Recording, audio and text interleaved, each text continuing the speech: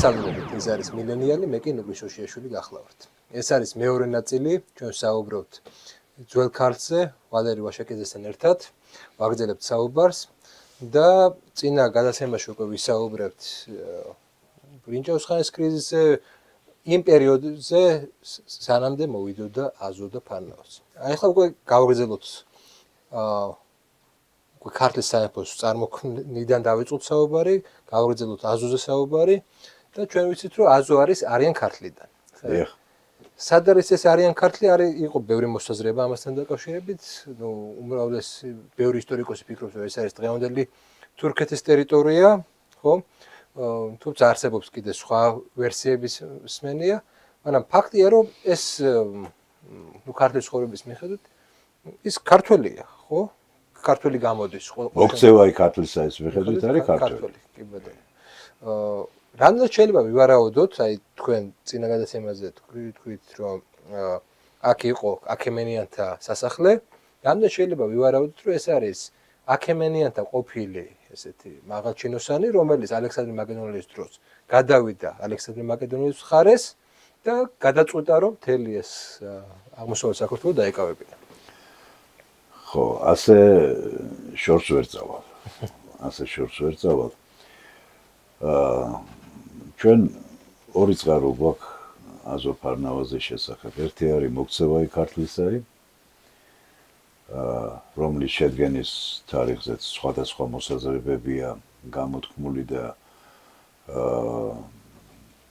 დაწყებული იქიდან რომ ის სადღაც ქართლის გაქრისტიანების უმალვე ძალიან ჩქარა უნდა დაწერილიყო, იქიდან დაწყებული სადღაც მე-9 საუკუნის ჩათვლით აი ამ პერიოდში მერყეოს მისი ამ წყაროს შედგენის თარიღი. და მეორე ქართლის ცხოვრება, ხო? წიგნი წმინდა და პატიოსანი, ხო? თუ მარიამ დედოფლისეული და ანა დედოფლისეული ქართლის ცხოვრების გადამწერთა ტერმინოლოგიას ხო ერთი უწოდებს წიგნი პატიოსანი, მეორე უწოდებს წიგნი წმინდა, ხო? თუ ამას შევკრებთ, გამოვა რომ ქართლის ცხოვრება ქართველი კაცთვის იყო წიგნი წმინდა და პატიოსანი, ხო? ქართლის ცხოვრება, რომელიც ჯამითი ჟამათი წერებოდა.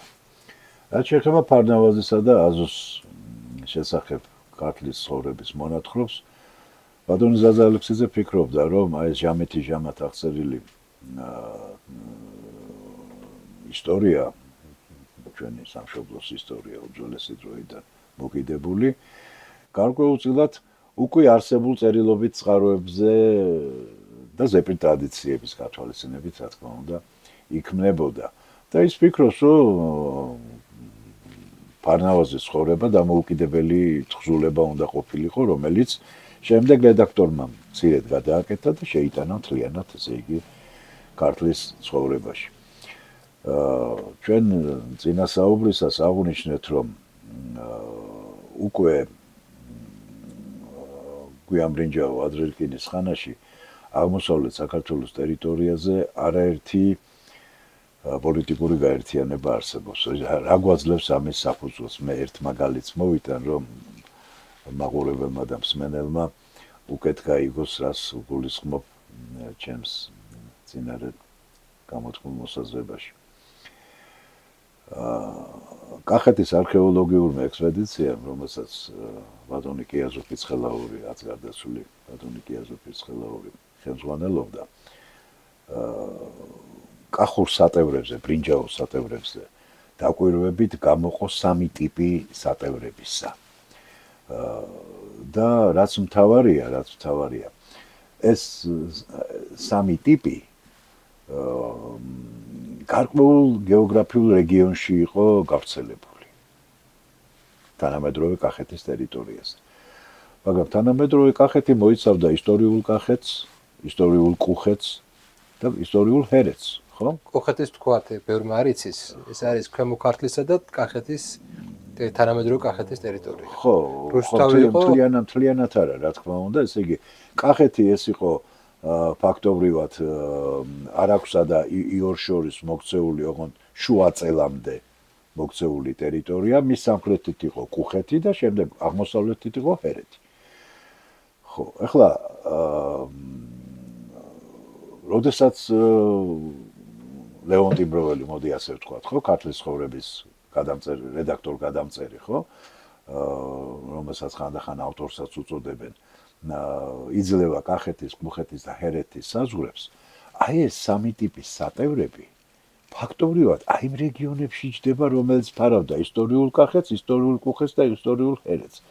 და ამიტომ კიაზო ფიცხელაური ამბობდა, რომ ეს ძალიან სერიოზული რამ არის.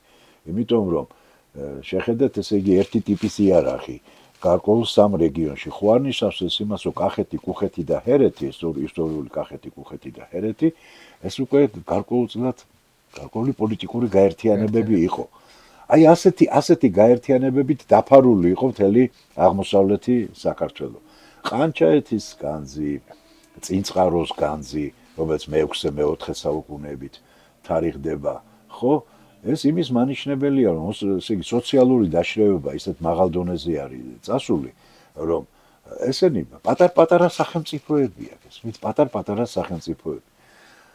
თუ გავიხსენებთ ისევ იმ ქართლის ცხოვრების წინარე გადაცემაში მოტანილ ფრაზას, რომ აღდგიან ნათესავნი ორნი ერთსაზე და სხვანი შეეწეოდიან რომელნიმე მას და რომელნიმე მას და ახლა კიდევ სხვანი აღდგიან სხვათაზე და გაგძელდა ესე ვითარი ბრძოლა, ხო? გამოდის, რომ ესენი ერთმანეთს პირველობისათვის ემეტოქებიან. როგორც ჩანს, აი ამ პირველობისათვის ბრძოლის იმ ეტაპს გადმოსცემს აზო ფარნავაზის დაპირისპირება, როდესაც ამ პოლიტიკური ერთეულების რაოდენობა დავიდა 2-ზე. 2-ზე. ხო. ერთი ალბათ ეს არის სამხრეთ-დასავლეთ საქართველოში არსებული პოლიტიკური გაერთიანება, რომლის უზენაეს ხელისუფალი არის აზო და მეორე არის ცენტრალურ ქართლში, შიდა ქართლში, მცხეთის ტერიტორიაზე არსებული პოლიტიკური გაერთიანება, რომლის მეთაურიც არის ფარნავაზი. მე პირობითად ვამბობ. აი ამ ორი პოლიტიკური ერთეულის ურთიერთდაპირისპირებით ფონზე იშლება მერე თხრობა აზოსა და ფარნავაზის შესახებ. ხა თქვენ რომ ბრძანეთ, რომ აზო ხომ არ იყო დაუშვათ აქემენიანი მართველი ან წარმომადგენელი ამ მმართველობისა. არა, მე მგონი ის იყო ადგილობრივი მმართველი, რომელმაც ისარგებლა იმ არეული პერიოდით, როდესაც დიადოხოსები ერთმანეთს დაუპირისპირდნენ და უყურეთ როგორ არის აზოს მხარს უჭერენ ბერძნები. ქართლის ცხოვრების მიხედვით აზო ბერძენია. იმიტომ რომ ალექსანდრე მაკედონელი რომ მოვიდაო, პატრიკად დანიშნაო თავის თანამემამულე. ბერძენი დანიშნა, აზო ბერძენია. ქართლის ცხოვრებისთვის. მოგცევა აი ქართლისათვის ის არიან ქართლის მეფის ძიარი. არიან ქართლის მეფის ძე. ეხლა ეს არიან ქართლი სხვადასხვანაირად არის განმარტებული ქართულ ისტორიოგრაფიაში, მე ალბათ ყველაზე მეტად მაინც ბატონი გიორგი მელიქიშვილის აზრი მიმაჩნია სწორად.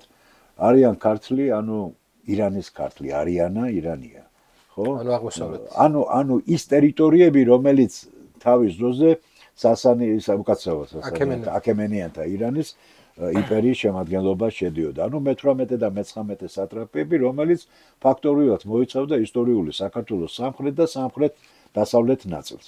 აი ამ სამხრეთ და სამხრეთ-დასავლეთ ნაწილში, როგორც ჩანს, ერთ-ერთი ასეთი პოლიტიკური გაერთიანების ხელისუფალი სარგებლობს იმითი, რომ მას უნდა ჩრდილოეთისაკენ გააფართოვოს თავის საზღვრები, იმიტომ რომ სამხრეთით აქ უკვე სელევკიანთა სამეფო ჩამოყალიბდა, აქეთ პონტოს სამეფო ჩამოყალიბდა, სამხრეთით მას გასაკანი არ აქვს და იმ გახსოვთ წინა გადაცემაში ჩვენ თქვით, რომ აი ამ პოლიტიკურ ერთეულებს შორის ერთ რეგიონში ხან ერთი წარმოჩინდება და გაძლიერდება იმდენად, რომ მისი სახელი და მისი პოლიტიკური გავლენა ფარავს ხვევს და ხშირ შემთხვევაში ესე იგი აი დიაოხი რაც იყო შეიძლება კულხა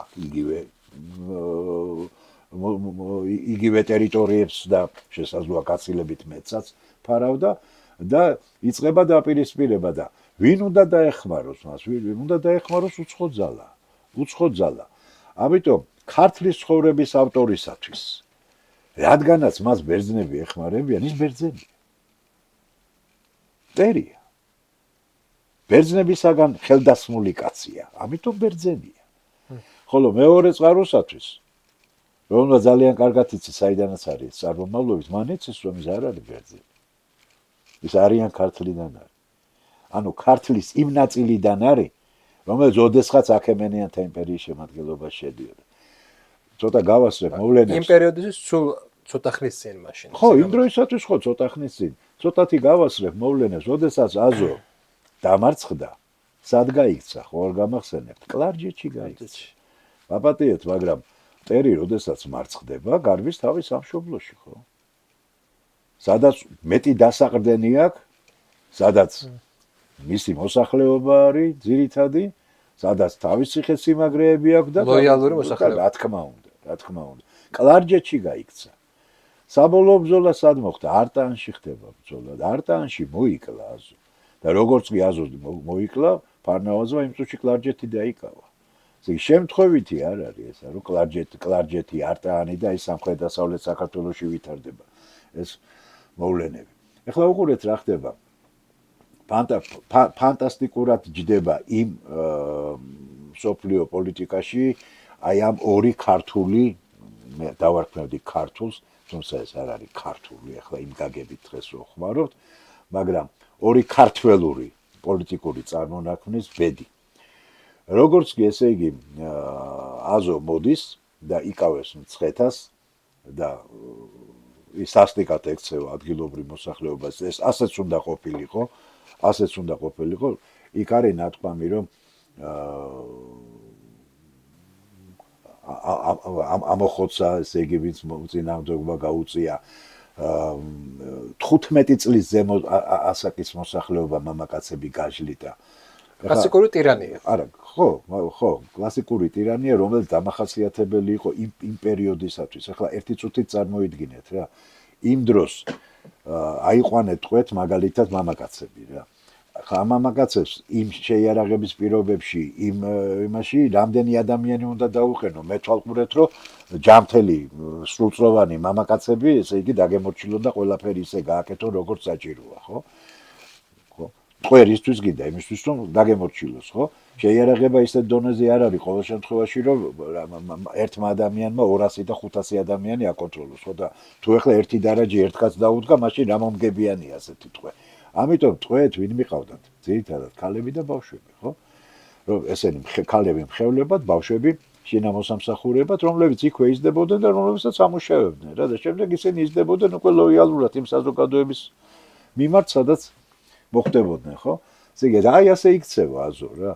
დაიპყრო მან ქართლი, დაიპყრო ეგრისი, დაიპყრო მე ახლა ოსები არიან ნახსენები ამ დროს ეს ანაქრონიზმია რა თქმა უნდა ქართლის ცხოვრებისა, უბრალოდ ქართლის ცხოვრების გადამწერი, რომელიც ქართლის შუა საუკუნეებში ცხოვრობს, თავისი მკითხველს უხსნის ამ ჩრდილო კავკასიელები უნდა აუხსნას ვინ არიან და ახლა ამ პერიოდში ყველაზე ძლიერი ოსები არიან და ეუბნება რომ ჩრდილო კავკასია და ოსები ეუბნება, ხო? თუმცა იქ ვერ მალავს რომ დურძუკებიც არიან, არა? ხო, მაგრამ ოსებსაც ახსენებს, რაც რა თქმა უნდა ანაქრონიზმი არის, იმიტომ რომ ძველი წელთაღრიცხვის მე-4-13 საუკუნეების მიჯნაზე კი არა. ოსები კავკასიის მთებში მე-6 საუკუნემდე არ ჩანან.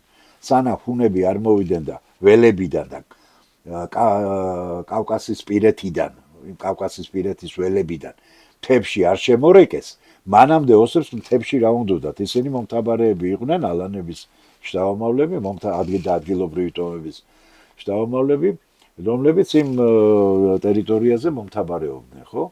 და შიშიც зарცემდნენ სხვათა შორის იმას, რა ქვია, მთელ ცივილიზებულ სამყაროს, არა, ჩვენ ვიცით მე ქართლის სამეფოს მეფეთა დამოკიდებულება, ხო, ამ ალანოსების დაქირავებულები და რომის იმპერიის წინააღმდეგ მათი გამოყენება და ასე შემდეგ, ხო? მაგრამ ამ დროისათვის რა თქმა უნდა ეს არის აშკარა შეცდომა ქართლის ცხოვრებისა, უბრალოდ შეცდომა კი ანაქრონიზმია. თავის დროის მკითხველს განუმარტა, თორე ჩვენ ბუნებრივი ეს უნდა ამოვიცნოთ და უნდა დავინახოთ. ხო. ესე იგი, უყურეთ რა ხდება, მოვიდა დაიკავა ეს, რა ქვია. ამის შემდეგ ფარნავაზი, რომელსაც დედა ასპანელის პარსი ყავს და თუ ჩვენ გადავხედავთ ელინისტურ საზოგადოებებს, ხო? ადგილობრივი მმართველები და მოსული ბიუროკრატია, იმპერიული ბიუროკრატია, რომელიც იგზავნებოდა ადგილებზე, ხო? ადგილობრივი ელიტარული საზოგადოება და ამ ბიუროკრატიის შეერთება ხდებოდა ხოლმე და ასე იქნებოდა ადგილობრივი ელიტა მერე რა. ასე ხდება მერე რომაულ ხანაშიც ასე ხდება და ელინისტურ ხანაშიც ასე ხდება და მის წინამორბედ ხანაშიც აქემენიანების დროსაც ასე ხდებოდა. ასპანელის სპარსი არის მისი დედა. მამა ცხეთის მამასახლისის სამარას ძმა არის. ერთ შეკითხვას დაგისვათ. არის ესეთი ვერსია, ამდენად ეს სწორია, რომ ესე იგი ეს არის პრაქტიკულად ანტიელინისტური აჯანყება და იქ ჩვენ ხედავთ, რომ თუნდაც დიოდოქოსების პერიოდში ალაგ-ალაგ იქნებოდა ანტიელინისტური სახელმწიფო, მაგალითად ცოტა მოგვიანებით პარტია შეიქმნა, რომელიც აი ამ დიადიქოსების თავიდან მოცულება უნდათ. ვის თვით ანტიდიადოქოსად აზოს თუ ფარნავას? ფარნავას. იმიტომ რომ აზო დიადიქოსების ლოგიკაში ჯდება. და ძირითადად თუ ჩვენ დავაკვირდებთ როგორი ტიპის სახელმწიფოს ქმნის, ამაზე ალბათ ვილაპარაკებთ, მაინც უფრო სპარსული ტიპის ტიპის ჩანს ეს სახელმწიფო შემთხვევაში. ელინიზმი ხო დასავლეთის და აღმოსავლური კულტურების ორი ცივილიზაციის შეერთების შედეგად წარმოშობილი არის. ამიტომ ასე ერთმნიშვნელოვნად იმის განცხადება, რომ ეს არის უფრო სპარსული ვიდრე დაუშვათ ისა, მე ვფიქრობ, რომ მთლად სწორი არ არის. თან გარდა ამისა, ბატონუგრი, უყურეთ რა შეესაქმე. როდესაც იწყება უკვე აზოს წინააღმდეგ მზადდება გამოსვლა, ხო? ჩილოკავკასიელები მოიმხრო, ეგრისელები მოიმხრო, ხო, ქუჯი მოიმხრო და ასე შემდეგ და ასე შემდეგ. პირველი რაც მან გააკეთა, ის აგზავნეს ელჩობას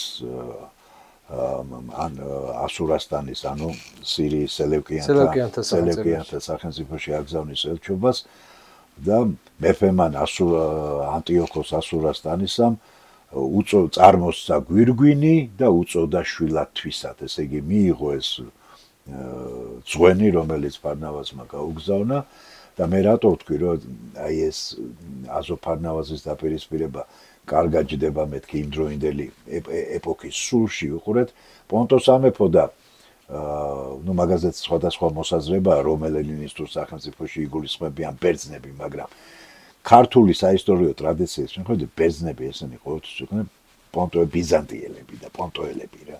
ამიტომ ბერძნებს რო ხმარობს ქართლის ცხოვრების ავტორი იგულისხმება ალბათ პონტოს სამეფო. პონტოს სამეფო და სელევკიანები სამკვდრო სასიცოცხლოდ არიან ერთმანეთთან ჩამული ბრძოლაში. ეხლა იმდროინდელი სირიის სელევკიანების სახელმწიფო მოიცავდა, ესე იგი სირიას, პალესტინას, მთელ ირანს და შუა აზიის დასავლეთ ნაწილს. ამხელა სახელმწიფო ხო წარმოგიდგენთ. დიდი ელინისტური სახელმწიფო. დიდი უზარმაზარი ელინისტური სახელმწიფო არის და ის დაარსა სელევკოსმა და ამიტომ სელევკიანების დინასტია ჩაუყარა საფუძველი და შემდეგ მისი შვილები და შვილიშვილები ანტიოქოს პირველი, ანტიოქოს მეორე, ანტიოქოს მესამე, ხო?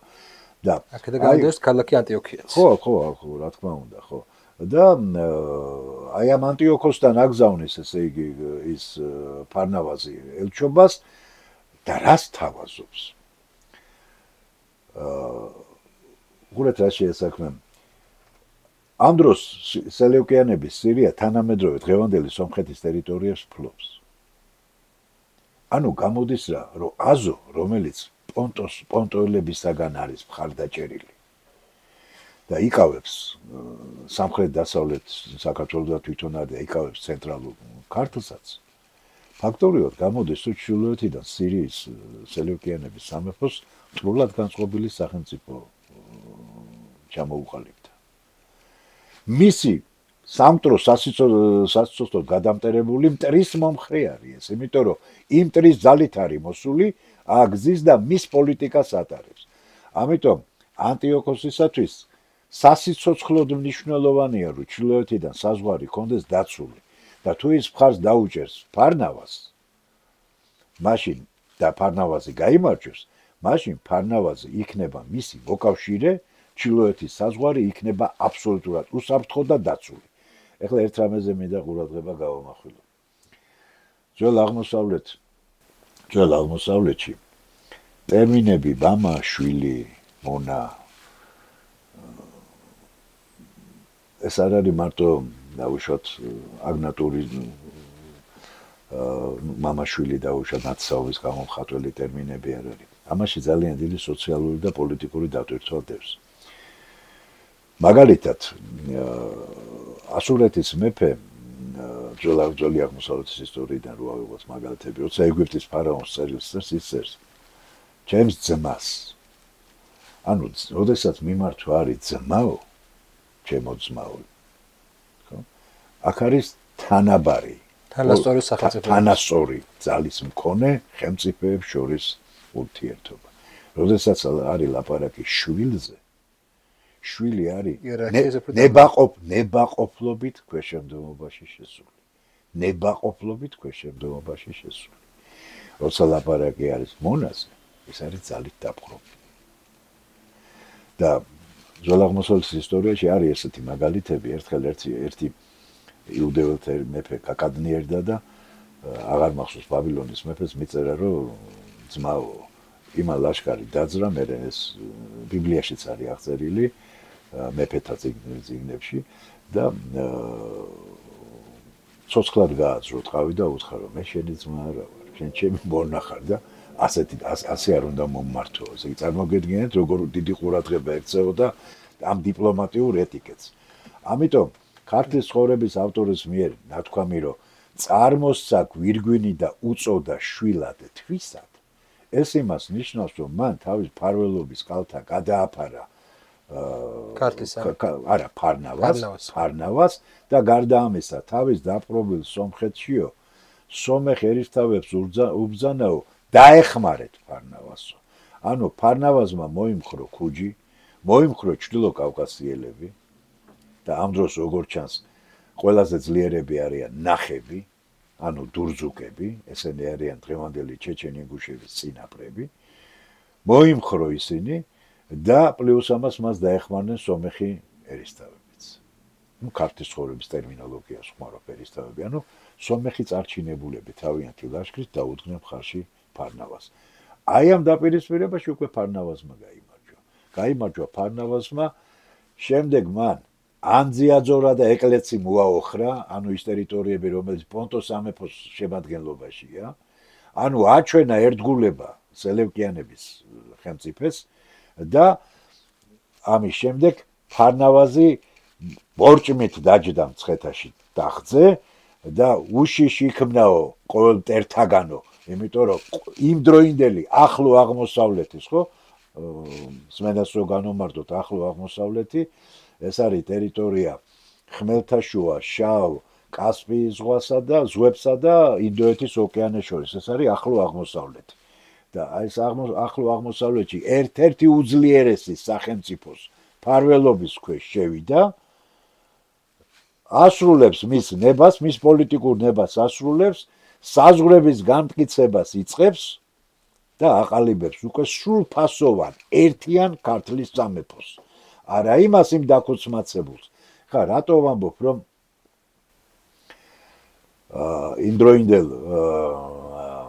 იმდროინდელი აი ეს ნაბიჯი ფარნავაზისა იყო იმ პატარ-პატარა ქართული სახელმწიფოების გაერთიანება, რომელიც შემდეგ ფაქტობრივად ფარნავაზის მიერ დაყოფილ საერისთავოებში აისახა. მე მინდა გაგახსენოთ ასეთი რა, მოკვდა ფარნავაზ და მეფე გახდა ძეიმისი საურმაგ. როგორც კი ამ ფრაზას ამთავრებს მემატიანე, იქვე მოყვება შემდეგი აბზაცი. და შეითქუნეს ერისთავნი ქართლისანი და ზრახვა ხვეს და მოუკლათ საურმაგ და ვიყვეთ თავისუფალი ვითარცა ვიყავით პირველ. ფარნავაზამდე.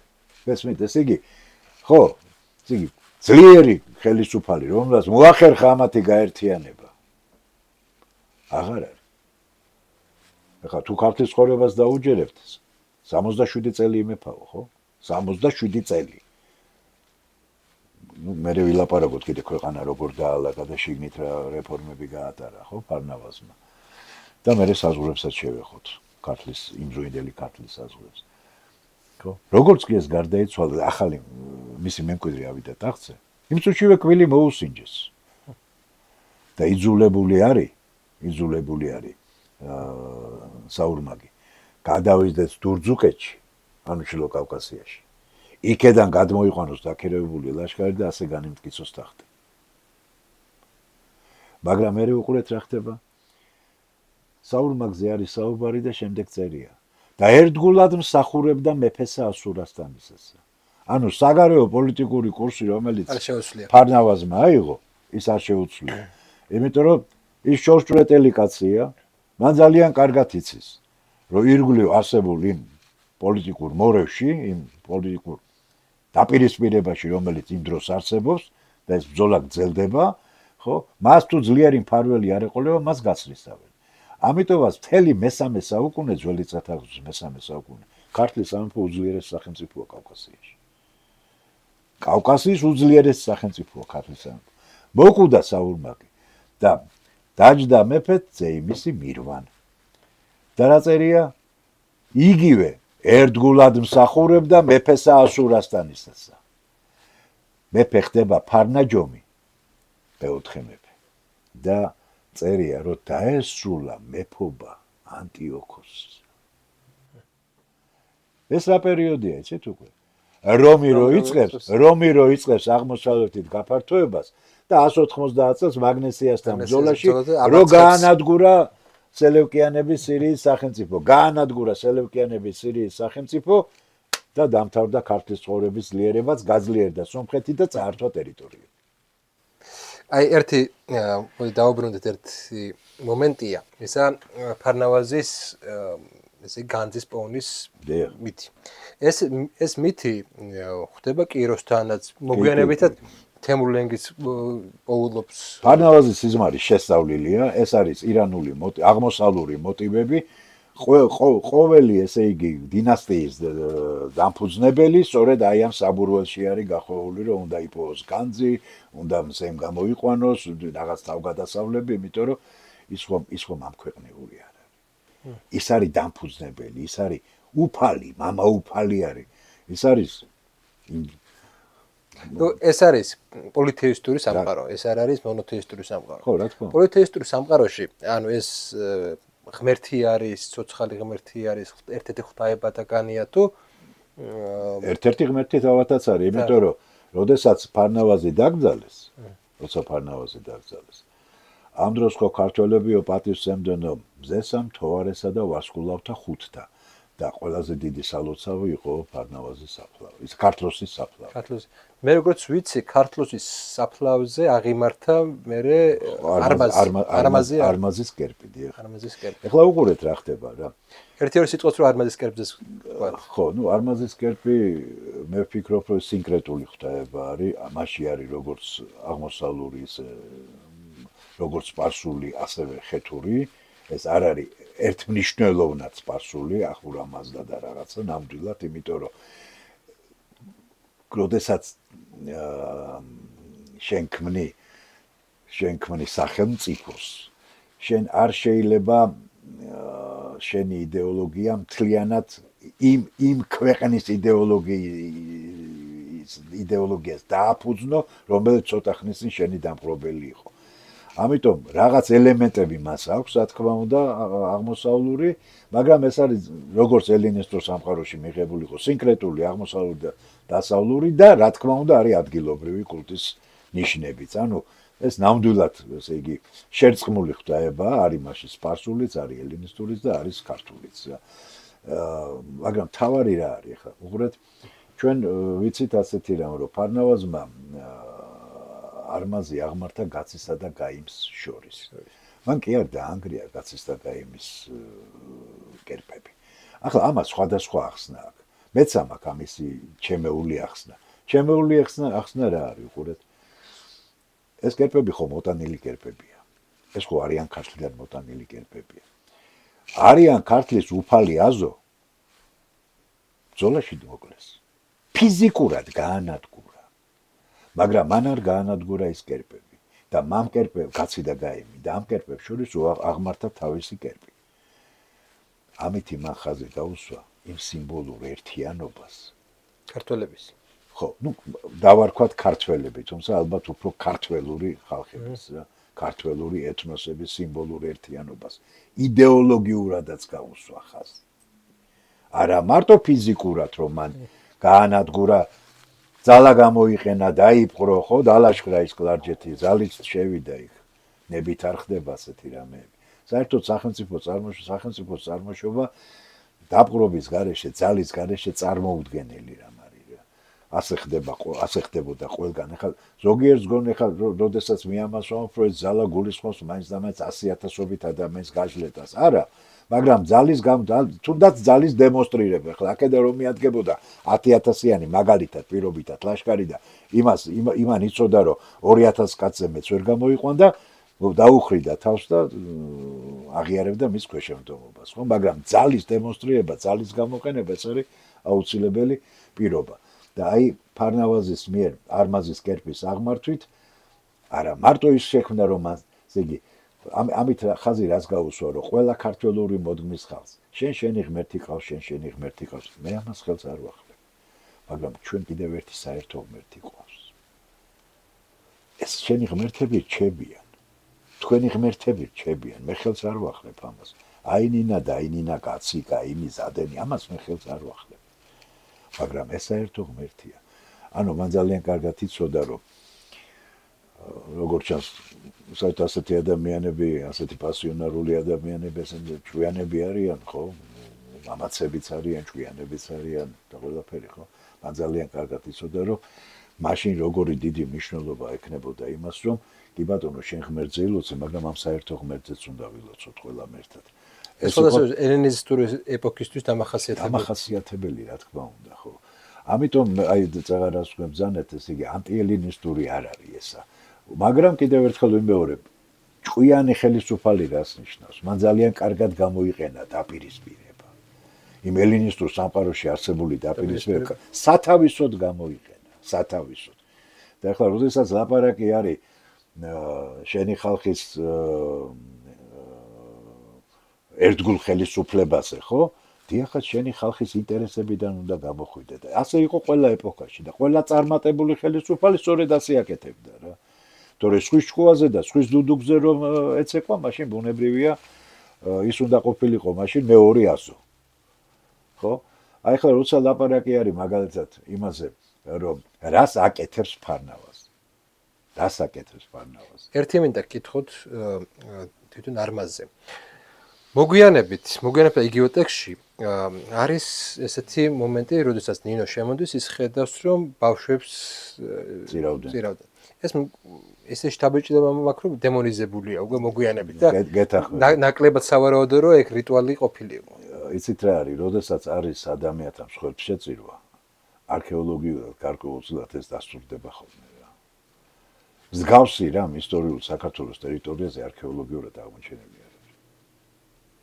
და კარგით, მეორე, რაც ვიცით თვითონ არმაზზე არის გვახსოვთ ალბათ ნინოს დროს, როდესაც თვითონ დაინგრევა არმაზის კერპი და რას იფიქრებს მიხრანი.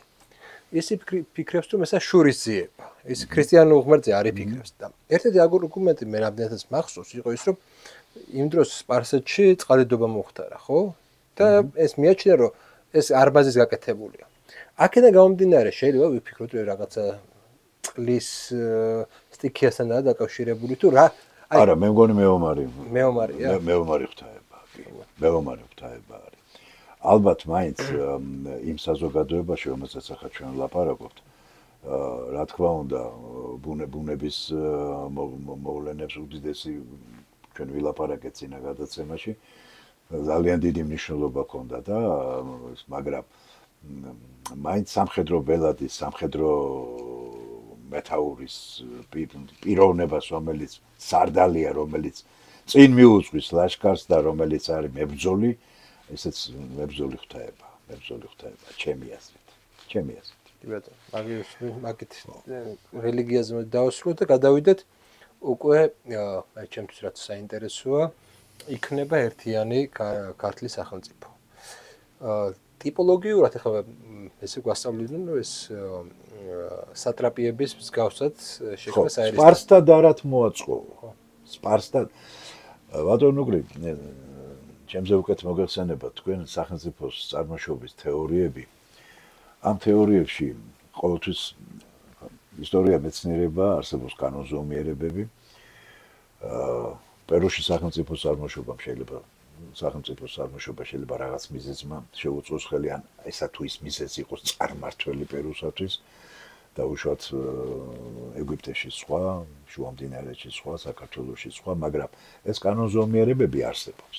ზოგან ერთი მიზეზი არის წამყვანი და წარმართველი, მეორეგან მეორე, მაგრამ თუ შევაჯამებთ რამდენიმე მიზეზი იკვეთება ხოლმე, ეს რა არის, ესე იგი, გარეშე საფრთხე, დაპყრობის საშიშროება, რომელიც კონსოლიდაციის აუცილებლობას ქმნის მოსახლე მონათესავე ტომების კონსოლიდაციის აუცილებლობას ქმნის, ეს გარეშე საფრთხე, თავდასხმა, ომი, ერთი ესა. ესე იგი,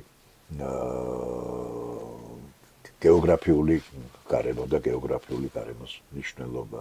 ხო, აი მაგალითად დაუშვათ იქ ნილოსია და სარწყავი სისტემაზე აგებული მეურნეობა და ასე შემდეგ და ასე შემდეგ, ხო? იგივე იყო შუამდინარეთში, ხო? ძალიან დიდი მნიშვნელობა აქვს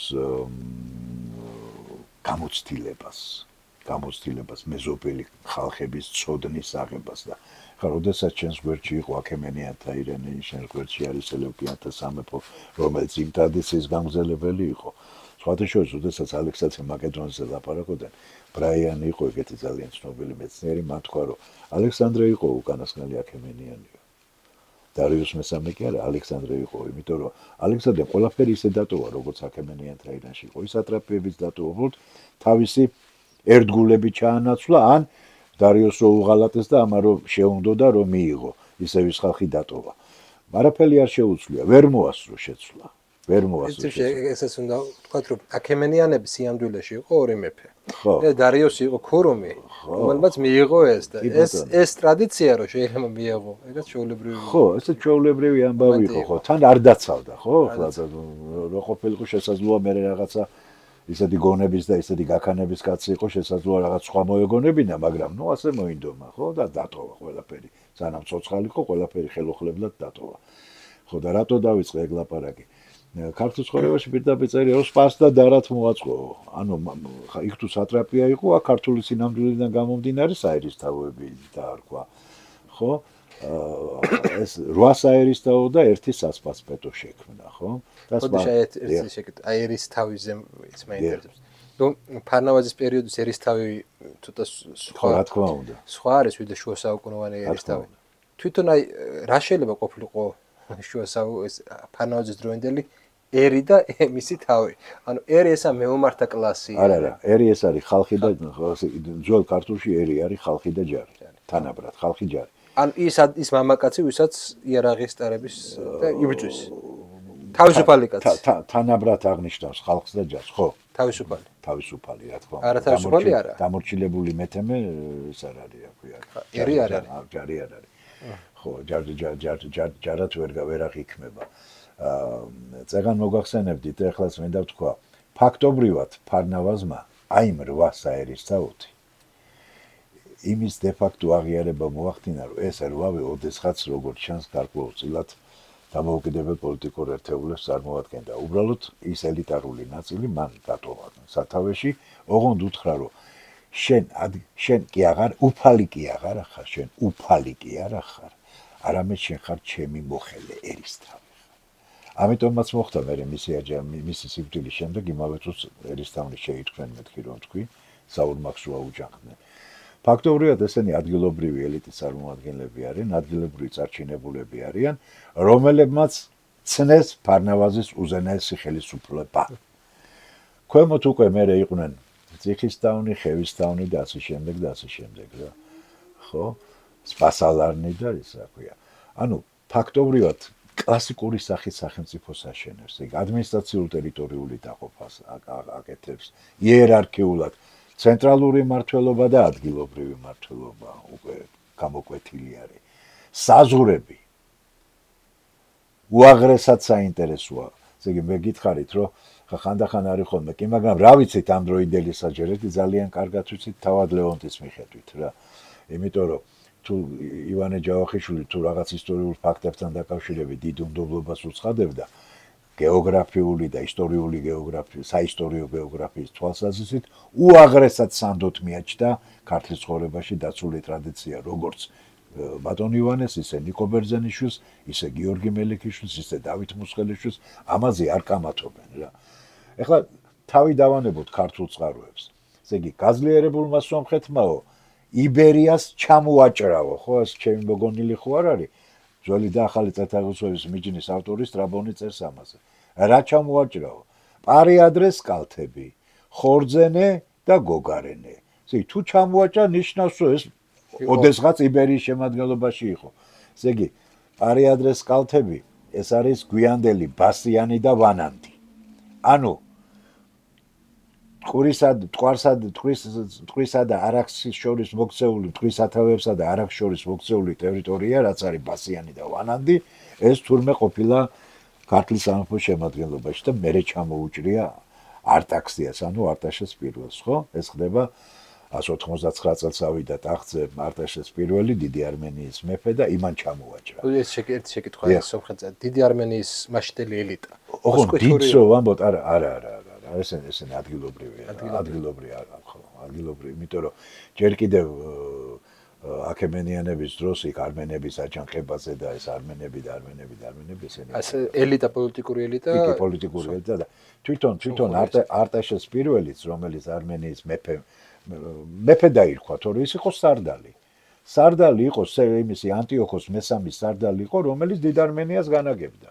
ის ხო მე ხო გითხარით, რომ არმენია დაპყრობილი ქონდა მეთქი სელევკიანების სამეფოს, სირიის სელევკიანებს დაპყრობილი ქონდათ. და ამ დაპყრობილი ტერიტორიის მმართველი იყო ადგილობრივი ელიტის წარმომადგენელი ვინმე არტაქსია. ანუ არტაშეს პირველი, შემდეგ უკვე არტაშეს პირველად რო ხოლო ცირე არმენიაში იყო ზარიადრესი. მე რატო მინდა აქვე მაყურებელს უთხრა, რომ დიდი და მცირე იმ გაგებით არ იხმარება დღეს რომ ველიკაა და ეს იყო ორი, რადგან ორი არმენია იყო ერთმანეთისაგან რომ განერჩიათ დიდი და პატარა სომხეთი. ხო და არა ის რომ ის იყო რაღაცა უდიდესი და უზარმაზარი სახელმწიფო, თუმცა ტიგრან მეორის დროს ნამდვილად ძალიან დიდი იყო და ხმელთაშუა ზღვაზე გავიდა. მოკლედ იმისი თქმა მინდა რომ ესე იგი წარმოგიდგენთ სამხრეთით სადამდე ჩადიოდა ქართლის სამეფოს საზღვარი. ეხლა რაც შეეხება ხორძენეს. ხორძენე ეს არის კოლა, ისტორიული კოლა, ტაო და სპერი. ესე იგი ჭოროხის სათავეები, ტყრის სათავეები ესეც ისტორიული ქართლის ეს ქართველი მემატიანი არ წერს ამას, ძველი ბერძენი ავტორი წერს. აქედან აღმოსავლეთის საზღვარი ესე იგი გადიოდა სადაც ალაზანი უერთდება მტკვარს. ხო წარმოგიდგენიათ? ესე იგი და ფაქტობრივად ხო და ჩრდილო-დასავლეთის საზღვარი მდინარე ეგრის წყალზე გადიოდა. ხო ეგრის წყალთან მიმართებაში ორი მოსაზრებაა ქართული ისტორიოგრაფიაში. ერთი რომ ეგრის წყალი ანუ ეგურის წყალი არის ენგური, მდინარე ენგური, მეორე არის რომ ეს არის ღალიძგა. ღალიძგა დღევანდელ გალის რაიონის გალისა და ოჭამჭირის მუნიციპალიტეტებს შორის ამიტომ არის ორნაირი რუკებია ხოლმე, ერთი შედის აფხაზეთში, ხო ის გალი ხო და იმას რომ ეგრის წყალს გაღმა დარჩათ ბერძენთაო. ანუ იქ როგორ ჩანს პონტოს სამეფო ფეხი ვერ ამოაკვეთინეს. ჩრდილოეთის საზღვარი კავკასიონის მთავარ ქედს გაუყვებოდა. მთავარ ქედს. ახლა ვრცელდებოდა თუ არა იქეთ ასეთი ზუსტი მონაცემები არ აქვს ჩვენ. ის რომ ჩრდილო კავკასიონის მთავარ წყალგამყოფს გადაღმა ქართველური მოდგმის დვალები ცხოვრობდნენ და იქ პირიქით ახევსურეთია და იქით კიდე თუშეთი არის ხო, რომელიც მთავარ ქედს გადაღმა არის. ამაზე ორი აზრი არ არის, ხა ვრცელდებოდა იქ თუ არ ვრცელდებოდა, ყოველ შემთხვევაში კავკასიონის მთავარ ქედს ძირითადად მას მიუყვებოდა. ფაქტობრივად გამოდის რა, თანამედროვე გალის რაიონის ჩრდილო-დასავლეთით რაც არის, ის არ შემოდიოდა ქართლის სამეფოში, თორე დანარჩენი მთელი ისტორიული საქართველოს ტერიტორია ქართლის სამეფოს შემადგენლობაში აღმოჩნდა და ერთ რამეს მინდა ყურადღება მიაქციოს მსმენელმა და მაყურებელმა.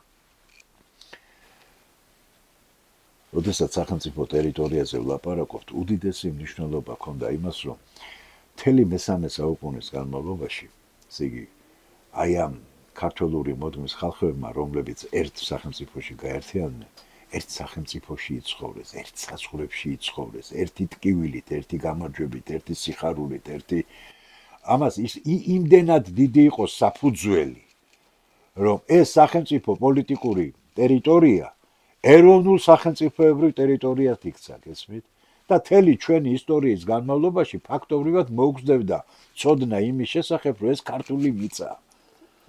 არც ერთი ქართული მიწა, არც ერთი გოჯი სხვა ქვეყნის, სხვა ხალხის მიწისა არც ქართლის სამეფოში შემოდიოდა და არც ისტორიული საქართველოს საზღვრებში. აქ მაგ შეკითხვა. შუა საუკუნეებში აი ესეთი ტერიტორია ძირითადად აი ეხლა თანამედროვე სიტყვა იდენტობას ხშირად იყენებენ.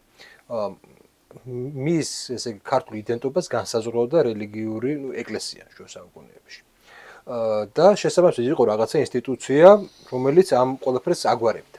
აი ფანაურის პერიოდში თქვენ ახლა თქვით, რომ ეს ეროვნულ სახელმწიფოს ესე იგი მომაში ფორმირდა როგორც ეროვნული სახელმწიფო, ხო ეს ტერიტორია, ეს სახელმწიფო, სამეფო. ჩვენ სტრაბონის ცნობით ვიცით, რომ ქურუმებს ჰქონდათ საკმაოდ ესე იგი მაღალი სტატუსი, სოციალური სტატუსი. თქვენ როგორ გონიათ, აი რა ინსტიტუტები იყო, რომელიც აი სხვადასხვა ტომებს მუშაობდა, სხვადასხვა ტომებთან მუშაობდა და ეუბნებოდა, რომ ყველა ქართველები ვართ. იმიტომ ეკლესია ამას აკეთებდა შუა საუკუნეებში და წარმართულ პერიოდში ეს როგორ წარმოგიდგენიათ, რა შეიძლება ყოფილიყო? ყველაფერს ცოდნა არ გახლავართ, და არ ვიცი, მაგრამ ფაქტი ერთია, რომ ის ელიტარული ნაწილი საზოგადოებისა, ესენი შედგებოდნენ სამეფო საგვარეულოსაგან, როგორც სტრაბონი ამბობს, ხო? და ქურუმთა საგვარეულოსაგან. ეს ორი საგვარეულო იყო ფაქტობრივად, რომელიც წმინდა ელიტარულ ნაწილს იმდროინდელი საზოგადოებისა. ხო, აი როგორც გვიან შუა საუკუნეებში თავადაზნაურობა, ხო, სამეფო სახლი და სამეფო თავადაზნაურობა, ახლა გლეხობაზე ნაკლები იყო დამოკიდებული. ორ იბერებზია, თისა და ბარის იბერები. ხო, მაგრამ ეს თისა და ბარის იბერები მხოლოდ სამეურნეო ყოფით განირჩევიან ერთმანეთისაგან და ცხოვრების წესით და ნამდვილად დაკვირვებული თვალი დღესაც შეამჩნევს იმას, რომ კახელი, გლეხი და ახლა კლასიკური გაგებით თუში თავის ცხოვრების წესით ერთმანეთისგან განსხვავდება, მაგრამ სტრაბონი ამბობს, რომ ისინიც იბერები არიან, ისინი არა, ის არ ამბობს, რომ ისინი იბერები არ არიან. ის ამბობს, რომ ისინი იბერები არიან. ოღონდო, ისინი ენათესავებიან სარმატებსო, ხოლო ესენიო სპარსელებსო. ესე ბარის იბერები სპარსელებსო, ცხოვრების წესით ადარებს. ანუ ორი კულტურული კი არა, საქართველოს ძალიან მრავალფეროვანი ქვეყანაა. ჩვენ ხა რამდენიც არ უნდა ვილაპარაკოთ, მთიელი რომ ბარელისაგან განსხვავდება, ეს არის ფაქტი. მაგრამ ის რომ მთიელს ბარი ჭირდებოდა და ბარელს მთა ჭირდებოდა იგივე საზაფხულო საძოვრებისთვის მთიელს პირიქით, ხო, აი ეს სამეურნეო ეკონომიკური კავშირები იმდენად მტკიცე იყო, რომ აი ეს გზები, ის ცხურის გზა, რასაც ქვია, ის მაგისტრალები, რომელიც ხო, იმდენად აკავშირებდა ერთმანეთს და უყურეთ სამი დიდი მდინარის, ხო? რიონი, ჭოროხი და მტკვარი. აი ამ სამი დიდი მდინარის აუში ჩამოყალიბებული ქვეყანა არის საქართველო. და იმ მთაში მცხოვრებ კოლაელს აი მდინარეს რო ჩამოუყვებოდა, იმ მტკვარს რო ჩამოუყვებოდა, აუცილებლად მოვიდოდა მცხეთაში. ეს არ იყო მარტო სატრანსპორტო გზა. ეს იყო გარდა ამისა იდეოლოგიურიც, სამეურნეო რაც მთავარია და პოლიტიკური კავშირებისათვის გამოყენებული. ამიტომ თისა და ბარის ეს ორგანული ურთიერთკავშირი, ხო, განაპირობებდა იმ ერთობას და იმ გეოგრაფიულ საზღვრებში ჩაკეტილობას, ბატონი ივანე ჯავახიშვილი ამბობდა, რომ საქართველოს ფიზიკურ გეოგრაფიულად ფანტასტიკურად არის შემოსაზღვრულიო. იქით ზღვა, სამხრეთით მთა, ჩრდილოეთით მთა და აღმოსავლეთით კიდე აი ეს მდინარეების ის რა ქვია დიდი მდინარეების აი იყო იქ საუბარი აი სტრაბონის ამ ცნობაზეც გამოვახვილოთ ყურადღება ჩემი დაკვირვებით ეს არ გავს მაინც და მაინც აი ბერძნულ მოდელს მართლობის ბერძნულ მოდელს ხო პოლისონ ანუ ქურუმები ისე ძლიერები არ არიან ელინურ სამყაროს ბერძნულ ნაწილში როგორც უფრო აღმოსავლურ ნაწილში ხო და ჩვენ ხედავთ რომ შეიძლება უწოდოთ მოკლედ შეკითხვას მოგწოდეთ ეს თეოკრატიული სახელმწიფოა თუ თეოკრატიული სახელმწიფო თეოკრატიულია და რატომ მოგახსენებთ რა აი მაგალითად კაპადოკიაში კომანას ქურუმი მეფის შემდეგ მეორე პირი იყო ქართლის ცხოვრებას კითხულობ თუ საბოს კითხულობ თუ სხვა უცხოურ წყაროებს კითხულობ არსად არაჩანს რომ იბერიაში მეორე პირი იყო ქურუმი სამაგიერო ძალიან კარგად იკვეთება რომ ქართლის მეფეები ამავე დროს პონტიფეს მაქსიმუს ანუ უმაღლესი ქურუმებიც არიან ეს უფრო იკვეთება აი თუნდაც ზეგან თქვენ მირიანის მაგალითი მოიტანეთ მირიანე ნინოს ასეუნება გახსოვთ თუო შენო განკურნაო ჩემს ცოლსო თუ რაღაც აღარ მახსოვს ზუსტად მაგრამ მე შენო მცხეთის მკვიდრად ყოფ და არმაზის მსახურა თუ ანუ მეფეს ხელეწიფება ეს მცხეთის მკვიდრობა გასაგე არმაზის მსახურება როგორ თუ არ არის უმაღლესი ქურუმი როგორ ხელეწიფება ამიტომ აერთიანებს ეს ხო აერთიანებს კი უმაღლეს სასულიერო და საერო ხელისუფლებას აერთიანებს გარკვეულწილად შეიძლება ცუდი შესაძლებელია მაგრამ გარკვეულწილად ასეთი ინსტიტუტები ჩვენ საქართველოს მთაში გვაქვს ხო ხევისბერის ინსტიტუტი ხო სადაც საერო და სასულიერო უზენაეს საერო და სასულიერო ხელისუფალი არის ხევისბერი აბა ვინ ასე წარმართული საქართველოს მინიმოდელი ხო გარკვეულწილად რა თქმა უნდა არ შეიძლება ზუსტად თქვათ რომ ეს არის ის მოდელი მაგრამ ყოველ შემთხვევაში რაღაც ძირები ეძებნება ამას რა თავისთავად ის ფაქტიც რომ ფარნავაზი სახელი ფარნავაზი და არმაზი ხადაჰა ერთი და იგივეა ეგეც ცოტას არ ნიშნავს რა ასე რომ ქართლის მეფეები როგორ ჩანს უმაღლესი ქურუმებიც იყვნენ ერთი მინდა ბატონო კრისანამ დავამთავრებ თქვა ტერიტორიის მნიშვნელობას მინდა ხაზი გაუსვა უძველეს პერიოდში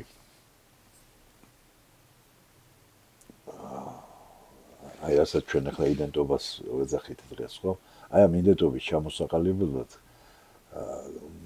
ორი ძირითადი ატრიბუტი იყო ეს იყო ენა და ეს იყო ტერიტორია და როგორც ამბობენ ტერიტორიას გაცილებით მეტი მნიშვნელობა ჰქონდა ვიდრე ენა გარკვეულ ეპოქაში და რატომ იმიტომ რომ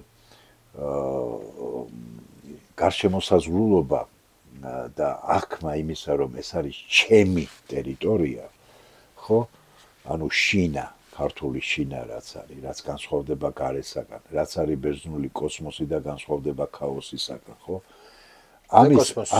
ხო ანუ კოსმოსი ანუ მოწესრიგებული სამყარო ხო ჩემი კოსმოსი ანუ ჩემი შინა და უყურეთ როგორი ის არის მე ქართულ ენაში როგორი მნიშვნელობა შეიძინა შინაური სამაგეროდ გარემ ნახეთ როგორი შეიძინა გარეული გარეწარი და ასე შემდეგ და ასე შემდეგ ანუ გარედან ყოველთვის საფრთხე მოდის შენი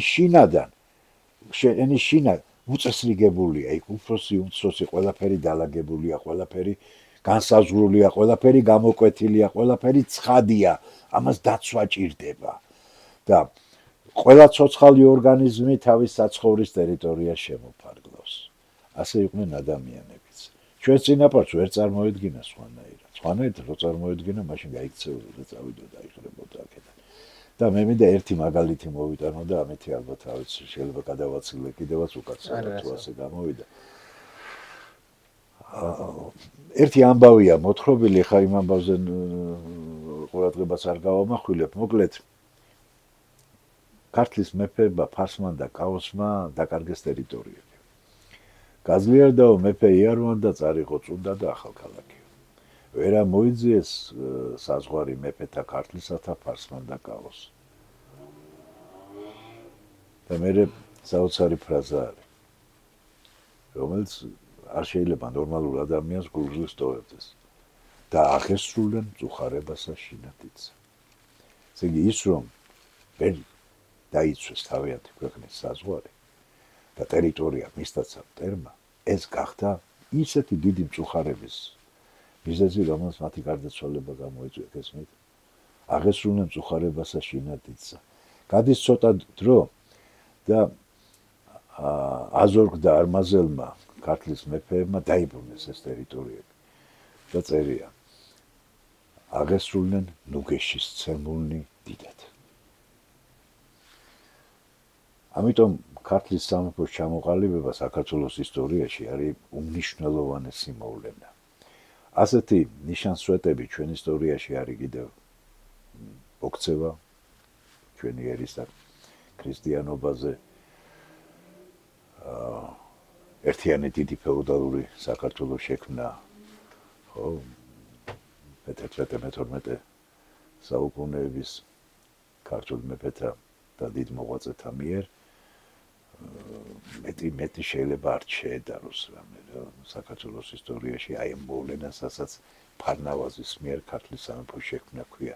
ეს იყო საძირკველი, რომელზეც დაშენდა მერე ყველაფერი ის, რამაც შექმნა ქართველი ერი და ქართული სახელმწიფო. იმიტომ რომ მანამდე ხო სიტყვა ქართულს ჩვენ არ ხმარობთ. პირველი ხსენება სიტყვა ქართველისა არის უმლეიზუნის წარწერაში, ეს არის მე-5-6 საუკუნეების მიჯნა. მანამდე ტერმინი ქართველი ჯერჯერობით დადასტურებული არ არის. უმლეიზუნი არის ისრაელში, სადაც ქრისტიანული ეკლესიის გათხრის დროს გიორგი გაგოშიძემ აღმოაჩინა წარწერა, რომელიც მერე გამოაქვეყნა და წერია იოჰანე ფურტაველი ეპისკოპოსი, საფლავი იოჰანე ფურტაველი ეპისკოპოსისაი ქართველისაი. მანამდე ტერმინი ქართველი არსად არ იყო ნახსენები რა.